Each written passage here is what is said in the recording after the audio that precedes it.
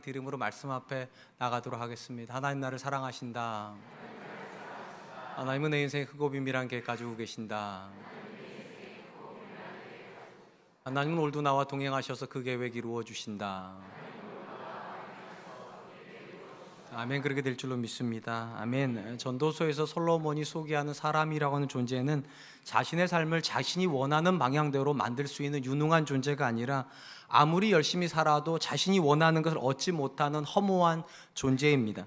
솔로몬이 이런 식으로 인생을 기술하는 가장 근본적인 이유는 역사를 만들어 가시고 한 사람의 인생을 만들어가는 존재는 사람이 아니라 절대적으로 하나님이시기 때문입니다.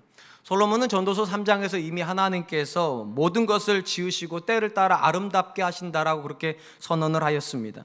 만약 사람이 인생에 일어나는 일을 자기가 만들기도 하고 또 때를 자기가 조종할 수도 있다고 하면 사람의 인생에서 절대로 허무한 결론은 만들어지지 않을 것입니다. 그런데 사람이 아무리 열심히 살아도 인생의 방향은 사람이 정하는 것이 아니기 때문에 우리가 원하는 지점에 도달할 때도 있고 우리가 원하지 않은 결론을 만나야 되기도 합니다. 바로 이런 이유에서 솔로몬이 강조하는 인생은 내가 원하는 것을 얻기 위하여 아둥바둥하게 사는 것이 아니라 사실은 하나님께서 이미 내 삶에서 일하고 계시다는 믿음의 고백을 따라 때를 따라 돕게 하시는 하나님을 즐거워하면서 사는 것입니다. 왜 그렇습니까? 하나님께서 때를 따라 아름답게 하셨다는 말은 지금 내가 만나는 모든 상황 속에 하나님의 선한 뜻이 있다는 것일 것이고 하나님의 선한 뜻이 있다면 그 상황 속에서도 우리가 즐거워해야 될 이유는 너무 분명하다는 것입니다. 솔로몬이 전도에 있어서 말하는 허무함의 가장 본질적인 의미는 인생의 방향이 틀렸다는 것입니다. 그러니까 쉽게 말하면 목적이 상실되었기 때문에 우리 인생이 자꾸만 허무함을 만나게 된다는 것입니다.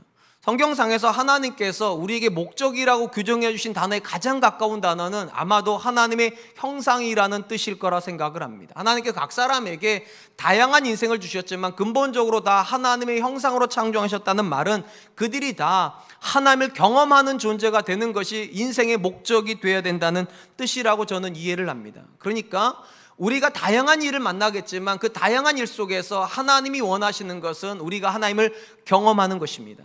그런데 이 인생의 목적에서 벗어나서 자신이 성공하려고 하고 영광을 받으려고 하고 부유하려고 하고 권력을 가지고 쾌락을 잡으려고 할 때 인생의 목적은 상실이 되고 그때 비로소 우리는 허무함을 느낀다는 것입니다. 사람이 행복을 느낀다는 것은 대부분 자기가 원하는 목적이 이루어졌을 때 사람은 행복을 느낍니다. 그런 점에서 성경적 관점에서 누군가가 행복하고 만족하는 시점은 딱 한 시점밖에 없습니다. 어떤 상황에서든지 하나님을 경험하고 있는 사람은 목적이 성취가 된 사람이고 그렇기 때문에 그 사람은 행복할 것입니다. 분명하게 하나님이 만들어 가시는 다양한 시간 속에서 우리는 다양한 문제 앞에 서게 될 것입니다. 그때 하나님께서 우리에게 물어보시는 질문이 이걸 것입니다. 무엇을 원하는가?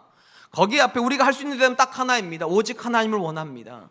하나님이 내 인생 가운데 경험되어지기를 원하고 하나님이 내 인생 가운데 증거되어지기를 원합니다. 그것이 인생의 목적이고 이 목적이 상실이 되면 아무리 성공을 해도 아무리 부유해도 아무리 높은 자리에 올라가도 허무하게 된다는 것입니다. 오늘 우리가 살펴보게 될 본문의 말씀은 하나님께서 그분을 붙잡고 살아가는 인생의 여정에서 하나님께서 주시는 지혜가 얼마나 귀하며 또 인생을 어떻게 이해해야 되는가에 대한 교훈을 우리에게 줍니다. 가장 먼저 하나님은 그분을 경외하는 자에게 주시는 지혜를 인생에서 가장 중요한 가치라고 여겨지는 돈의 가치와 비교를 시작하십니다. 11절 말씀입니다. 지혜는 유산같이 아름답고 햇볕을 보는 자에게 유익이 되느니라. 우리 본문 말씀에 유산같이라고 되어 있는 이 말의 문자적인 의미는 유산과 함께라는 뜻입니다. 근데 우리 성경이 지혜는 유산과 같이 아름답다라고 번역한 이유는 이 함께라는 단어를 동등함으로 해석을 했기 때문입니다. 그러니까 지혜는 유산과 동등한 가치를 가진다 이렇게 번역을 했다는 겁니다. 이게 틀린 번역은 아니지만 문자 그대로 살려서도 번역하는 게 가능하다고 생각을 합니다. 이렇게 번역할 수 있습니다. 지혜가 유산과 함께 있을 때 더욱 아름답다. 지혜가 유산과 함께 있을 때 더욱 아름답다. 저는 이 번역이 전도서 전체의 문맥하고 어울린다라고 생각을 합니다. 왜냐하면 솔로몬은 하나님께서 한 사람에게 주시는 물질은 귀한데 이 물질이 왜 허무해지는가? 물질을 사용할 수 있는 지혜가 없기 때문에 허무해진다는 겁니다. 이 물질 자체는 굉장히 많은 일을 할 수 있는데 지혜가 없으면 이 물질 때문에 사람이 엉뚱한 일을 한다는 거예요. 자기에게 해로운 결정을 자꾸만 내리기 때문에 오히려 이 물질과 지혜가 함께 갈 때에만 물질도 살고 지혜도 산다라고 그렇게 이해하는 것입니다. 분명한 것은 하나님께서 저와 여러분들에게 양자택일의 선택을 주시는 건 아니라는 겁니다. 무슨 말이냐? 돈을 원하느냐 물질을 원하느냐, 양자택일의 문제가 아니에요. 하나님은 두 가지를 다 주고 싶어 하신다는 거예요. 지혜도 하나님이 주시고 물질도 하나님이 주십니다. 그런데 굳이 둘 중에 우리가 선택을 해야 된다면 지혜를 선택하는 것이 옳다라고 그렇게 이야기를 합니다. 그렇다면 그 이유는 무엇인가? 12절 말씀입니다. 지혜의 그늘 아래 있음은 돈의 그늘 아래 있음과 같으나 지혜에 관한 지식이 더 유익함은 지혜가 그 지혜에 있는 자를 살리기 때문이라.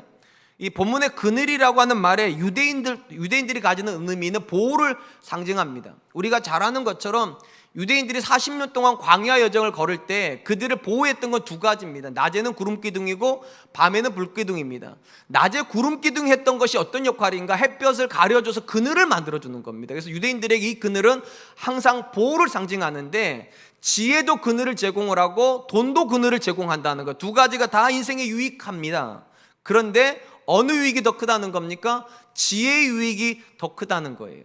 근데 참 안타까운 것은 우리 대부분은 그렇게 생각하지 않는다는 데 문제가 있습니다. 왜 그런가? 현실적으로 보면 지혜의 그늘보다는 돈이 주는 유익이 훨씬 커 보이기 때문입니다.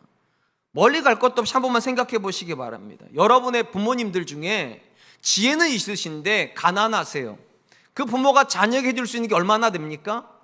인생을 이렇게 살아야 된다, 인생에 대해서는 이런 관점을 가져야 된다, 이 정도밖에는 해줄 게 없어요. 손에 쥐어주는 게 아무것도 없어요. 상대적으로 지혜롭진 않지만 부자인 부모님은 자녀에게 해줄 수 있는 게 굉장히 많아 보입니다.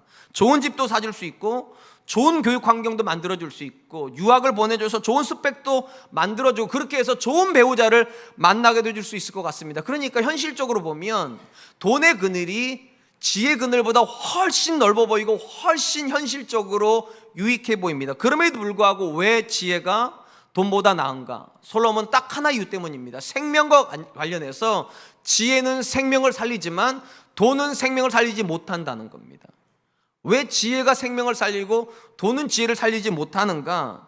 여러분 한 번만 생각해 보시기 바랍니다. 지혜의 본질이 뭡니까? 여호와를 경외하는 거예요. 여호와를 경외하면 그 사람은 반드시 죄에서 멀어지게 됩니다. 죄에서 멀어지면 사람은 생명을 살리는 거. 왜냐? 모든 죽음은 죄로부터 출발합니다. 죄가 들어오면 사람의 생명은 그러니까 손실이 일어나기 시작하는 거예요. 그러니까 지혜는 이 생명의 손실을 막아주기 때문에 생명을 살리게 되지만, 상대적으로 돈이 늘어나면 사람은 교만해집니다. 그러니까 돈이 많은데 겸손한 사람 보기가 참 어려워요. 얼굴이 뻔뻔해지고요, 어깨가 당당해지고요, 하는 말투가 달라져요. 그러면서 뭐가 가까워지는가? 죄가 가까워집니다. 죄가 가까워지면 생명은 멀어지게 되어 있는 거예요. 그래서 솔로몬이 하는 말이 그거예요. 많은 유익이 있겠지만 생명과 관련해서만큼은 지혜가 돈보다 훨씬 낫다고. 지혜가 있는 사람이 결국 생명을 보존하게 될 것이니까. 우리는 뉴스를 통해서 종종 재벌 2세나 3세들의 굉장한 심각한 타락에 대한 보고를 듣습니다. 사실 재벌 2세나 3세들은 우리가 생각하는 것보다 훨씬 좋은 환경에서 자랐을 것이고 상상도 할 수 없이 좋은 교육을 받았을 것인데 왜 그들은 그렇게 일반인들보다 훨씬 큰 타락을 할까요? 왜 그렇게 마약을 가까이 하고 왜 그렇게 음란한 행동들을 그렇게 많이 하며 우리가 상식적으로 생각할 수 없는 행동들을 그렇게 하는 것일까? 다 돈 때문입니다. 어느 순간 그들은 자기들이 수고하지도 않았는데 평생 쓰고도 남는 돈이 있다는 걸 알게 되고요. 그리고 그 돈이 자기가 생각하는 것보다 훨씬 많은 일을 내게 허락한다는 사실을 알기 시작합니다. 그때부터 인생의 방향은 완전히 달라집니다. 이렇게 많은 돈을 가지고 있는 사람이 세상에서 법을 지키면서 살 것 같습니까? 도덕적인 사람으로 살 것 같습니까? 다른 사람을 배려하면서 그렇게 살 것 같습니까? 사실 이런 걸 기대하는 게 거의 비상식이죠. 돈이 모든 것을 해주는데 그들은 초법적인 삶을 삽니다. 아무도 두려워하지 않습니다. 그래서 돈 아래 살면 많은 것이 편하긴 하지만 동시에 돈 아래 있으면 인생이 망가지는 게 굉장히 빨라집니다. 돈이 있는데 안 망가지는 게 쉽지가 않아요. 그래서 현자들이 뭐라고 말했는가? 자녀를 망치고 싶으면 돈을 주라고 그랬습니다. 돈을 주면 사람은 반드시 교만해지고 교만한 사람은 타락하게 되고 타락하면 돌이킬 수가 없다는 거예요. 생명으로. 그래서 솔로몬이 하는 말이 그것입니다. 지혜도 그늘을 제공을 하고 돈도 그늘을 제공을 한다. 그런데 돈이 제공해 주지 못하는 걸 지혜가 하는데 사람을 겸손하게 하여 생명을 살리게 한다는 것입니다. 이상하게 우리나라 부자들은요, 이런 생각에서 참 멀리 있는 것 같아요. 마치 자녀에게 가장 좋은 걸 주는 게 돈을 주는 거라고 생각을 하는 것 같은데, 외국의 부자들은 거꾸로 생각하는 것 같아요. 돈을 주는 것이 자녀를 망가뜨리는 거라고 생각을 하는 것 같아요. 그래서 가급적이면 자녀들에게 최소한의 양으로만 유산을 물려주려고 그러죠.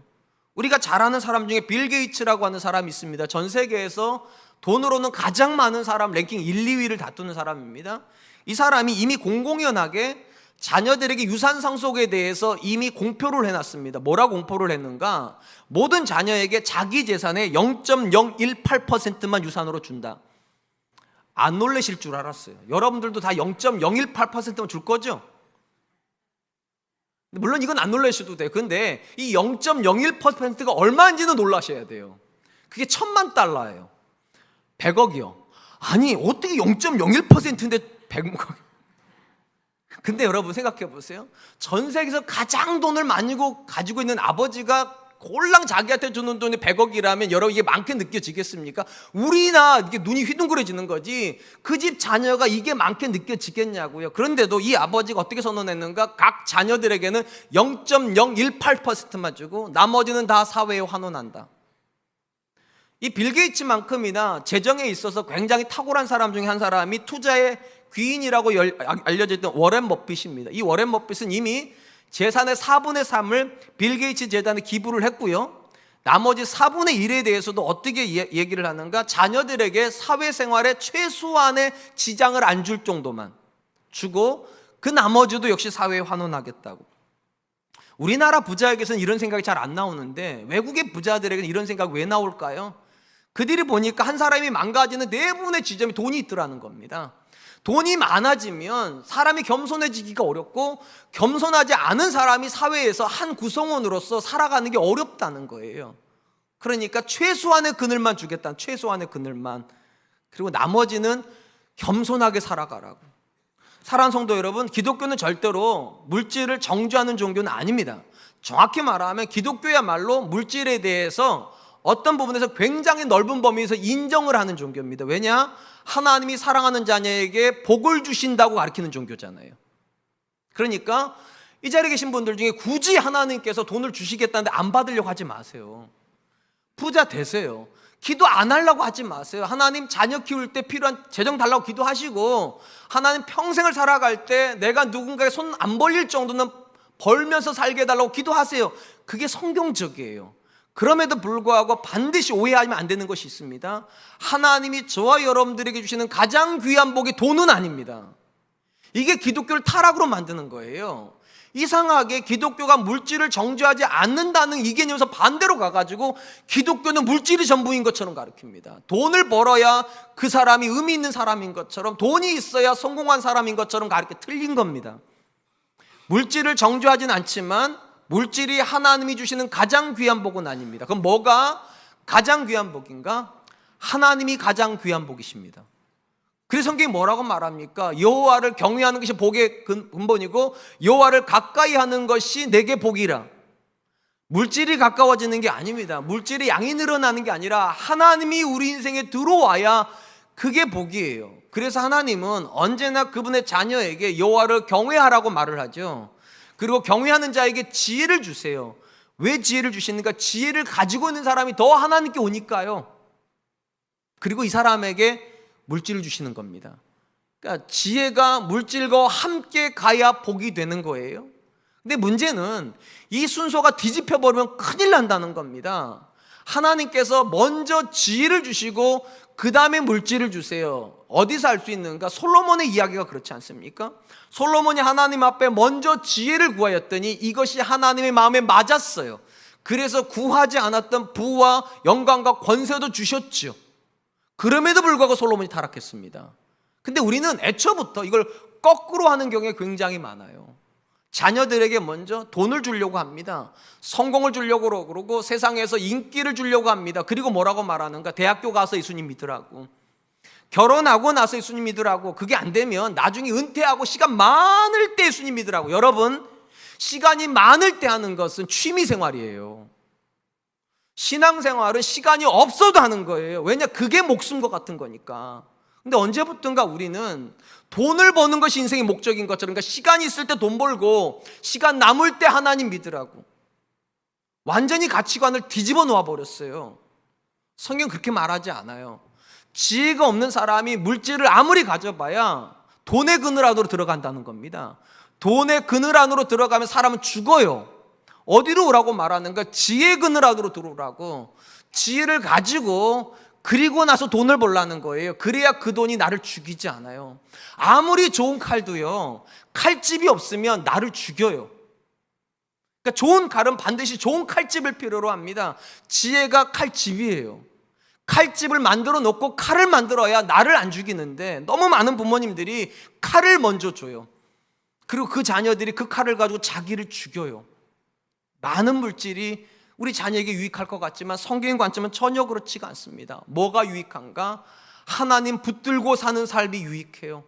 저는 우리 사랑하는 성도님들이 우리 자녀들에게 돈을 주기 전에 하나님 붙잡고 사는 삶을 먼저 주셨으면 좋겠어요. 그래서 우리 자녀들이 아빠를 이해할 때 하나님과 함께 사는 우리 아빠, 엄마를 이해할 때 하나님밖에 모르는 우리 엄마, 이렇게 말을 하고 그 엄마 아빠에게 받고 싶어하는 것이 하나님 믿는 신앙이기를 주님의 이름으로 축원드리겠습니다. 솔로몬은 생명의 관점에서 돈보다는, 돈이 의미가 없다는 말은 아닙니다. 의미가 있긴 하지만 돈보다는 지혜가 훨씬 가치가 있다고 말을 했고, 이번에는 우리 인생에 대해서 우리가 어떤 관점을 가지고 바라봐야 되는가에 대한 교훈을 줍니다. 그게 13절로 14절입니다. 하나님께서 행하시는 일을 보라. 하나님께서 굽게 하신 것을 누가 능히 곱게 하겠느냐? 형통한 날에는 기뻐하고 공고한 날에는 되돌아보아라. 이 두 가지를 하나님이 병행하게 하사 사람이 그의 장래 일을 능히 헤아려 알지 못하게 하셨느니라. 솔로몬 한 사람의 인생 가운데 하나님께서 두 가지 일을 반복하신다고 말을 합니다. 하나는 형통한 일이고 또 하나는 공고한 일입니다. 그리고 이 상황 속에서 하나님을 꽉 붙잡고 있는 지혜로운 사람은 각 상황에 합당한 반응을 하나님께 한다는 겁니다. 형통을 허락하시면 기뻐하고 공고한 시절을 주시면 되돌아본다는 거예요. 우리 성경에 되돌아본다고 되어 있는 이 단어의 문자적인 뜻은 분별한다는 것입니다. 이렇게 번역한 이유가 있어요.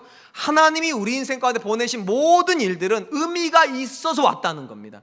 그냥 온 일은 없다는 거예요. 그리고 의미가 있다는 말은 그 안에 선한 뜻이 있다는 거예요. 내 눈에는 그게 나빠 보일 수 있어요. 근데 그 안에 선한 뜻이 있어요. 그러니까 뭐라는 겁니까? 분별하라고.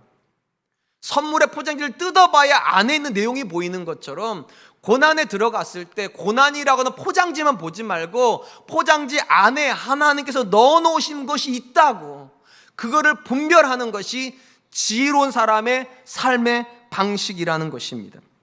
분명한 것은 근본적인 관점에서 하나님께서 그분의 자녀에게 항상 좋은 일만 일으키지는 않습니다. 그러니까 여러분 오해하지 마세요. 목사는 항상 행복할 것 같죠? 괴로워요. 저도 한 여자의 남편이잖아요. 두 아들의 아빠고, 목사 아들은 뭐 머리에 뭐 금띠 들어오고 온 줄 아세요? 성질이 있어요. 목사 사모는 뭐 천사인 줄 아세요? 얼굴은 천사죠. 그 이상은 제가 말 못하죠. 다 어려움이 있어요. 그러니까 누구나 공평한 게 뭐냐? 누구나 다 형통한 시절이 있고 공고한 시절이 있고 좋은 거 받을 때가 있고 나쁜 거 받을 때가 있는 것처럼 보인다는 거. 그런데 모든 상황 속에는 하나님의 선한 뜻이 있다. 그렇기 때문에 분별해야 된다. 그리고 이 말씀을 조금만 깊게 생각을 해보면 우리가 생각하는 것보다 훨씬 깊은 의미가 여기 들어가 있습니다. 보세요. 형통한 날이 있어요. 그리고 공고한 날이 있어요. 이 두 가지는 우리 생각에는 반대말이에요. 그리고 형통한 날에 기뻐해야 된다면 공고한 날에는 슬퍼하거나 원망을 해야 될 것 같은데, 놀랍게도 솔로몬은 형통한 날에 기뻐하고 공고한 날에 슬퍼하지 말고 분별하라고. 무슨 말입니까? 솔로몬의 관점, 하나님의 관점에서는 형통과 공고는 똑같다는 거예요. 우리 눈에만 다르다는, 우리 눈에만. 이미 솔로몬이 말했잖아요. 하나님께서 모든 것을 지으시되 때를 따라 아름답게 하셨다고. 다 아름다운 거예요.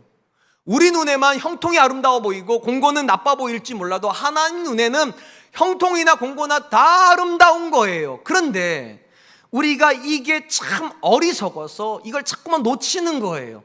그러니까 솔로몬이 하는 말이 그거예요. 순간적으로 판단하지 말고 한 템포 늦춰서 생각하라고.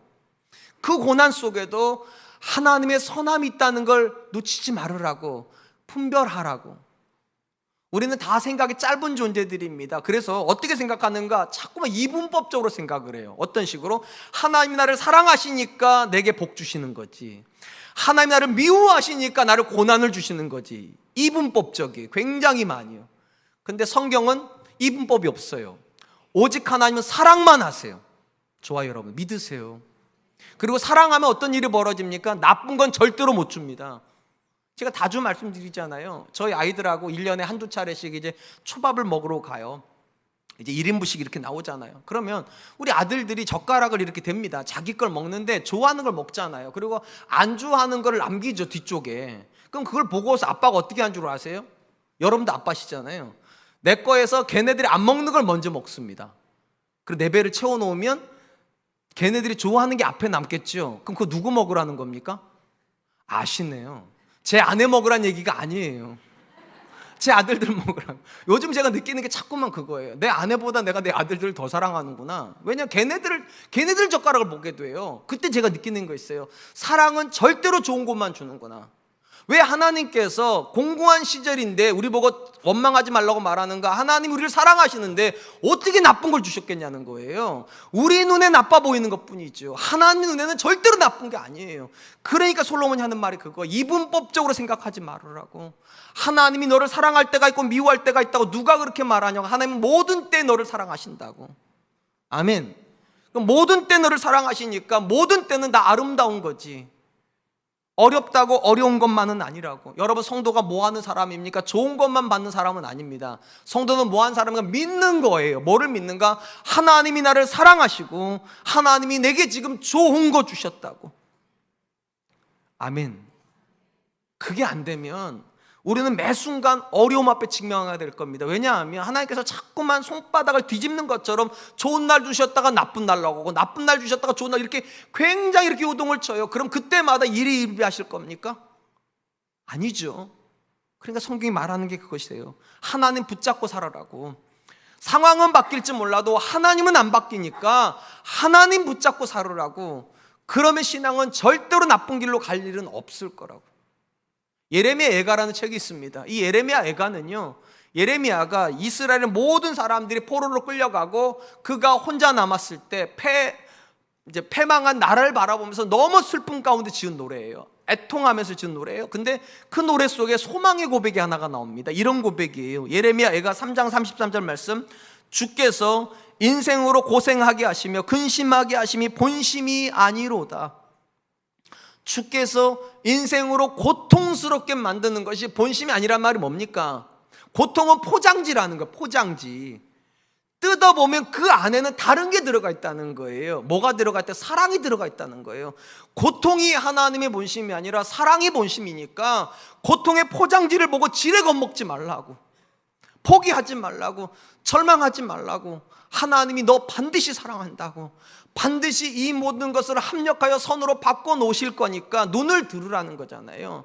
절망한 땅을 바라보지 말고, 절망적인 상황을 보지 말고 그 속에 이미 너를 도와주시려고 하시는 하나님을 보라고. 믿음은 절대로 우리가 생각하는 것처럼 우리가 원하는 것을 받아내는 능력이 아닙니다. 대신에 믿는 거예요. 뭐를 믿는 건가? 하나님의 선한 계획이 있음을 믿는 거예요. 그리고 아무리 하나님께 인생을 굽어놓아도 이 굽어놓은 인생 안에도 하나님의 선한 뜻은 있다. 성경적으로 보면 하나님께서 인생을 굽어놓은 전형적인 사람이 요셉입니다. 창세기 37장에서 하나님께서 요셉에게 2번의 꿈을 주세요.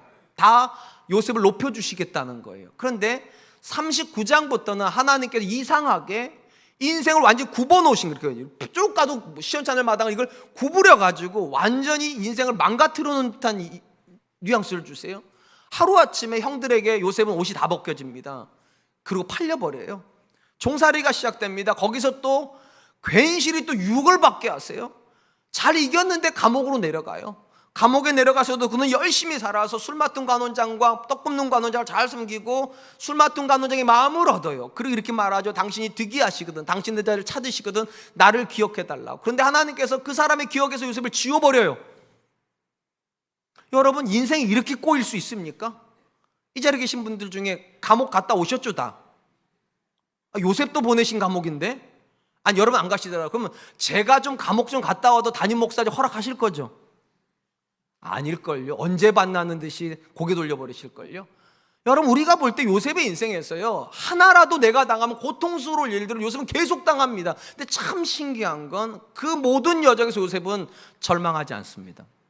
낙심하지 않습니다. 일희일비하지 않습니다. 공통점이 하나가 있어요. 요셉은 모든 상황에서 하나님을 꽉 잡고 있습니다. 상황을 잡고 있는 게 아니라 하나님을 잡고 있습니다. 왜 그런가? 그가 믿는 게 있죠. 형통과 공고는 같은 개념이라는 거. 하나님께서 나를 사랑하신다면 모든 상황은 선으로 가는 상황이지 나를 죽이러 가는 상황은 아니라고 믿으세요. 아멘. 결국 요셉이 하나님 꽉 붙잡고 있었더니 환경을 누가 바꿔놓으셨는가? 하나님이 바꿔놓으셨어요. 결국 그 감옥에서 요셉은 총리의 길이 열립니다. 그러니까 기억하세요. 신앙인이 누구인가? 늘 형통한 길을 가는 사람이 신앙인은 아닙니다. 신앙인도 얼마든지 공고의 시절을 갖습니다. 얼마든지 낭패도 당합니다. 그런데 신앙인은 끝까지 하나님 꽉 잡고 있는 사람입니다. 그 사람이 신앙인이에요. 하나님을 놓아버리면 더 이상 신앙인 아니에요. 하나님을 포기하면 더 이상 믿음 아니에요. 좀 오래된 책이긴 하지만 데이비드 A. 시멘즈라고 하는 사람이 상한 감정의 치유라고 하는 책을 썼습니다. 이 책에 보면 굉장히 멋있는 구절이 나와요. 제가 좀 길긴 하지만 읽어드리겠습니다. 인생은 마치 배틀로 짜여진 복잡한 무늬의 융단과 같다. 유전적인 요소, 환경적인 요소, 어렸을 때의 경험, 부모로부터 받은 영향, 선생님으로부터 받은 영향, 친구들로부터 받은 영향, 인생의 모든 장애물들, 이 모두가 배틀의 시줄이 되고 그 위에 당신이 날줄이 되어 왔다 갔다 하면서 당신의 반응에 따라 인생이란 융단이 짜여지게 된다. 당신은 당신의 행동에 책임이 있다. 당신이 다른 사람을 비난하는 것을 그치고 자신의 책임을 시인하기 전까지는 당신의 손상된 감정은 절대로 치유받지 못할 것이다. 이 사람의 생각은 이겁니다.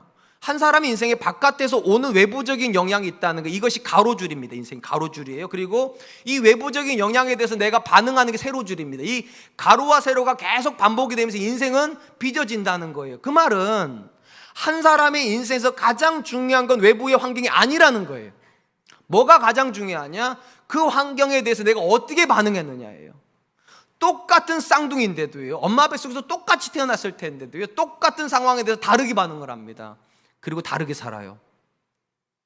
똑같은 환경 속에서 자녀를 키우는데도 어떤 엄마는 부정적으로 키우고 어떤 엄마는 긍정적으로 키워요. 무슨 말입니까? 상황이 결정하는 게 아니라는 거예요.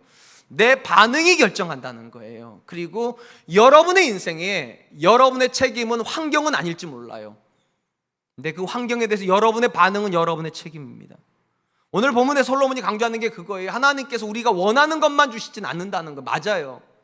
원하지 않은 권고를 주실 거예요. 어려움을 주실 거예요. 그리고 하나님이 쳐다보신다는 거예요. 어떻게 반응하는지 한번 보자고. 믿음 있게 반응하는지 믿음 없게 반응하는지. 뭐가 믿음이냐는 겁니다. 권고를 형통한 시절처럼 받아야 믿음이라는 거예요. 분명히 누가 봐도 어려움 당하는 건데 왜 저 사람은 절망하지 않는가? 누가 봐도 저 상황이면 슬퍼해야 되는데 왜 저 사람은 더 열심히 하나님께 기도하고 더 깊은 찬양을 드리는가? 결국 그게 인생을 만들어 버린다는 겁니다. 지혜가 없는 사람은 공고한 시절을 나쁜 시절로 인식할 겁니다. 그래서 이렇게 할 거예요. 내가 이러려고 하나님 믿냐고. 그리고 기도를 끊기 시작하실 거예요. 기도 안 해요, 그 다음부터는. 그러다가 이제 예배를 띄엄띄엄 나오기 시작하실 거예요. 그러다가 어느 날 보니까 교회를 안 나오는 날을 발견하게 될 거예요. 지혜 없는 사람이에요. 지혜 있는 사람은 곤고한 시절을 만나면 마음을 다 잡을 겁니다. 그리고 이렇게 할 거예요. 내가 절대로 하나님 안 놓습니다. 하나님, 나는 하나님 꽉 붙잡고 갑니다. 야곱이 그랬어요. 모든 게 날아갈 것 같은 그 지점에서 그는 당신이 나를 복 주시지 않으시면 내가 하나님 놓지 않는다고. 신앙이 뭡니까? 좋은 시절을 만나는 게 신앙이 아닙니다. 하나님을 꽉 붙잡고 사는 거예요. 사랑하는 성도 여러분, 믿음은 결코 우리가 생각하는 것 같은 그런 능력이 아니에요. 우리는 믿음이라고 그러면 상황을 바꾸는 능력이라고 자꾸만 생각. 그래서 내가 열심히 기도하면 상황이 바뀔 거라고. 아니요, 성경이 말하는 믿음은 그게 아니에요. 성경이 말하는 믿음은 확신이에요. 뭐에 대한 확신이니까 모든 상황 속에 하나님의 선한 뜻이 있다. 그리고 하나님이 반드시 이 모든 걸 통해서 합력하여 선을 이루어 주신다. 그런 관점이라면 형통과 공고를 분리시킬 필요가 없지요. 이분법일 이유가 없지요. 모든 상황 속에 하나님의 선한 뜻이 있으니까. 여러분, 농부가 밭에 나가서 씨를 뿌립니다. 뿌려놓고 농부가 이렇게 기도하는 거 보셨어요? 하나님, 이 씨앗에게 좋은 햇볕만 주십시오. 바람 안 됩니다. 비 내리시면 안 됩니다. 따사로운 햇살만 주십시오. 그렇게 기도하는 농부 보셨습니까? 그러면 씨앗은 망합니다. 다 죽어요. 씨앗이 자라려면 원하지 않는 태풍도 만나야 됩니다. 폭염도 만나야 되고 하늘이 무너질 것 같은 소나기도 만나야 됩니다. 그래야 씨앗이 견고한 열매를 맺습니다. 우리 인생도 마찬가지예요. 왜 하나님께서 좋은 날만 주시지 않습니까?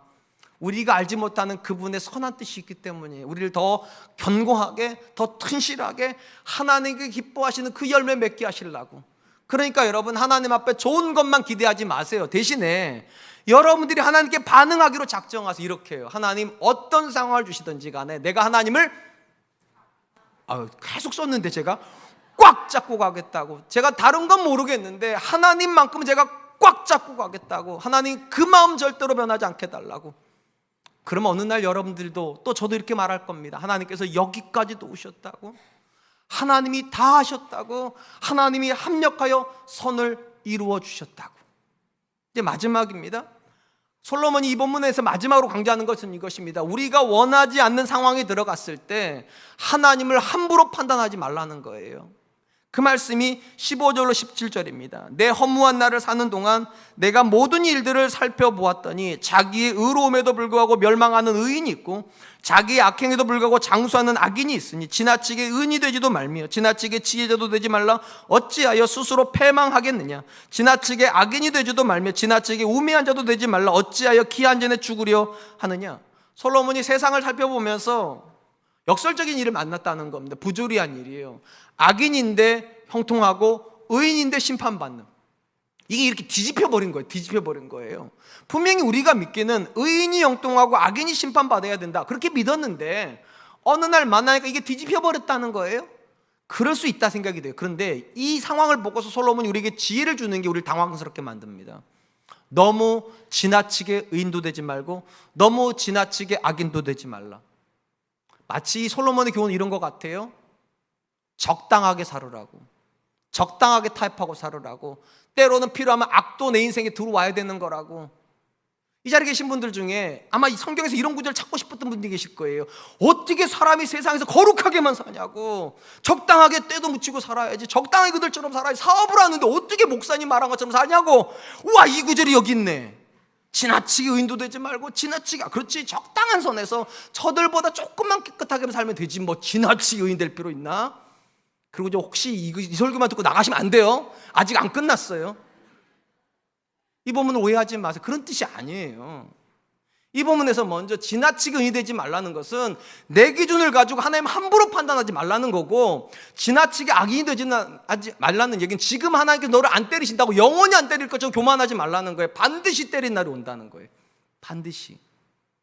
이 부분에 대해서 성경에서 가장 좋은 예를 보여주는 책은 욥기예요.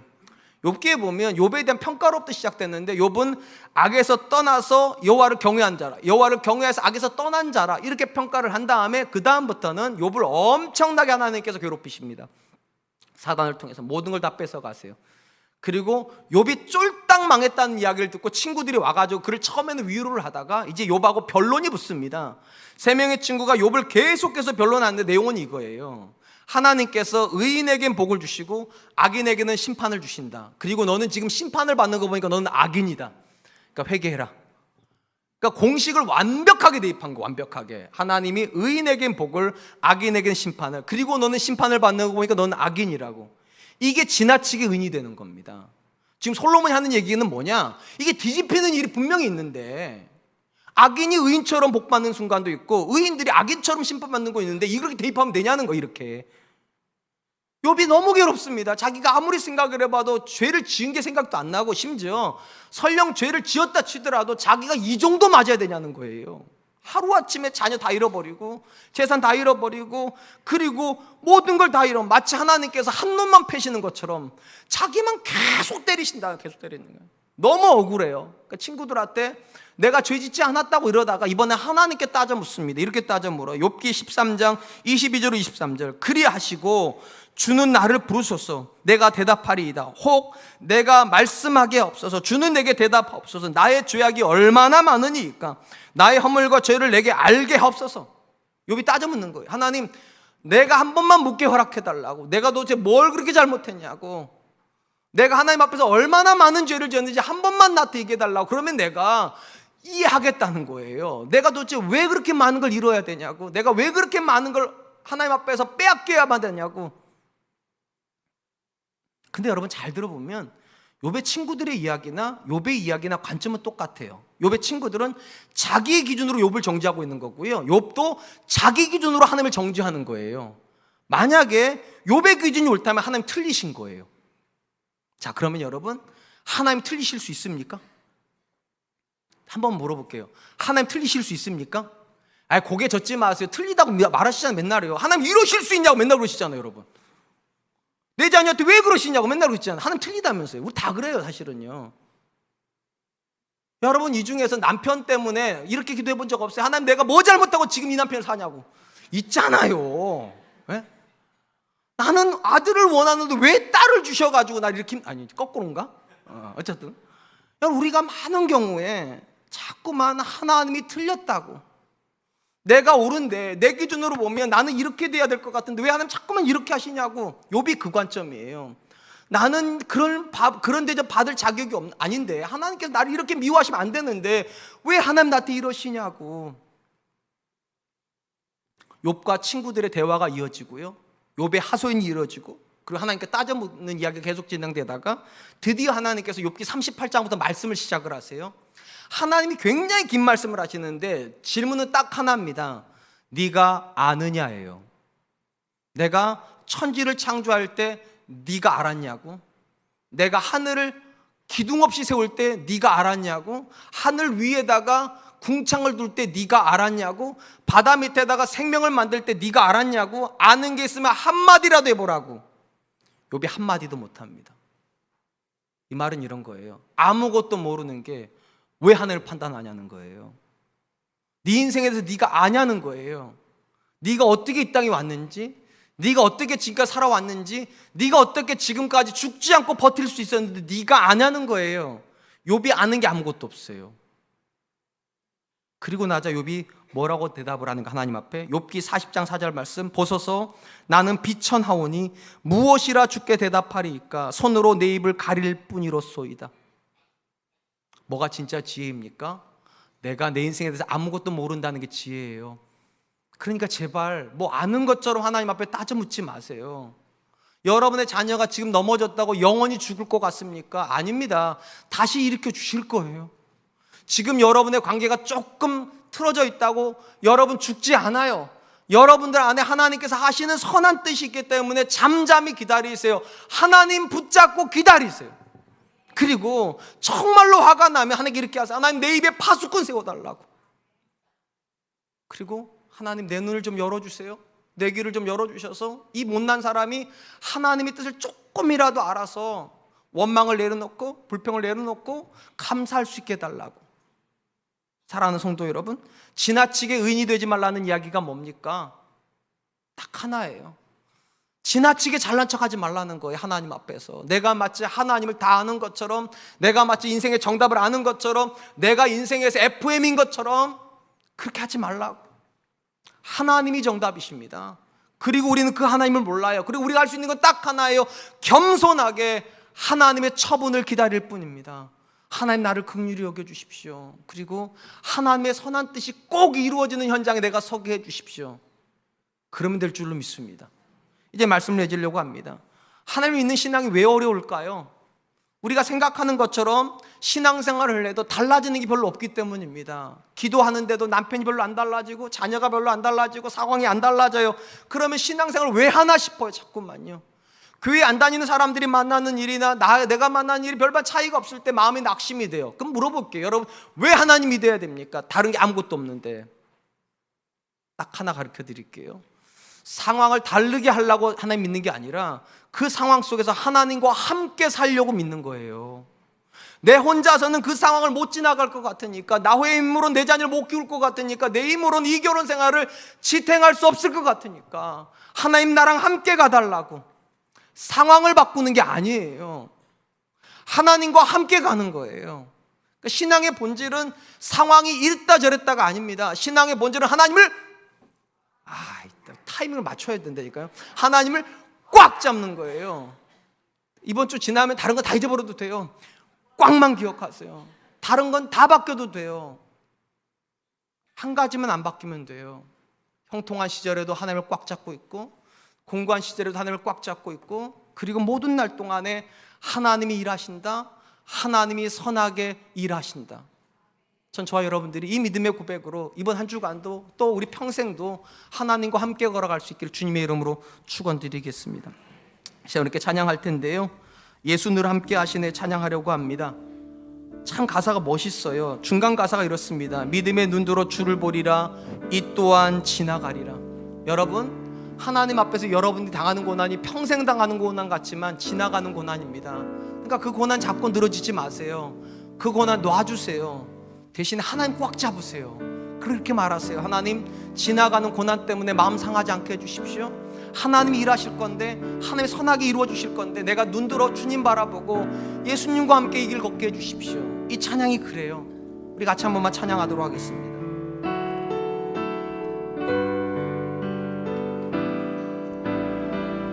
고단한 인생길, 고단한 인생길, 힘겨운 오늘도 예수 내 마음 아시네. 지나간 아픔도 마주할 세상도 예수 내 마음 아시네. 믿음의 눈 들어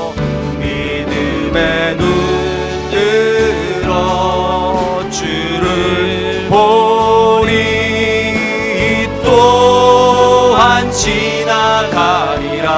주어진 내 삶의 시간 속에 주의 뜻 알게 하소서. 하루를 살아도 기쁨으로 가리, 하루를 살아도 기쁨으로 가리. 예수 늘 함께 하시네. 후회도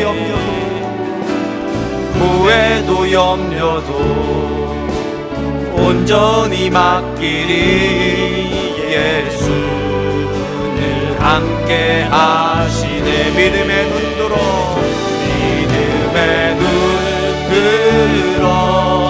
주를 보리, 또한 지나가리라.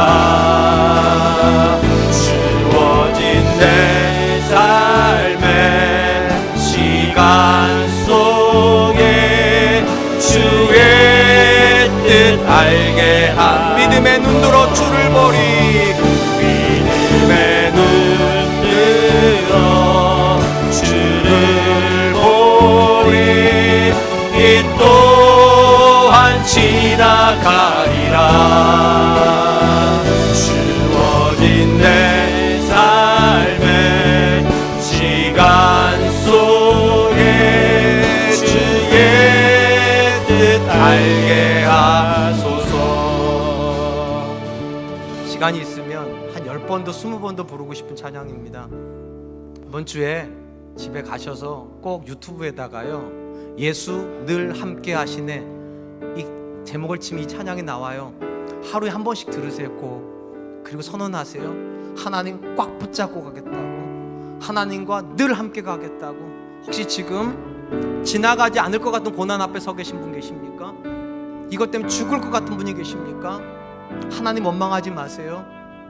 하나님 그래도 사랑하세요, 여러분요. 그리고 지나갈 거예요. 반드시 고난 지나갈 거예요. 대신에 하나님 꽉 붙잡고 가세요. 하나님께서 쉴만한 물가 푸른 초장으로 데려가 주실 것이고요, 사망의 음침한 골짜기에서도 주의 지팡이와 막대기로 지켜주실 겁니다. 하나님 내 마음 지켜주시고 어떤 상황에서도 하나님과 함께 걷게 해주십시오. 우리 같이 한 번만 기도하겠습니다. 하나님 많으신 하나님 감사합니다.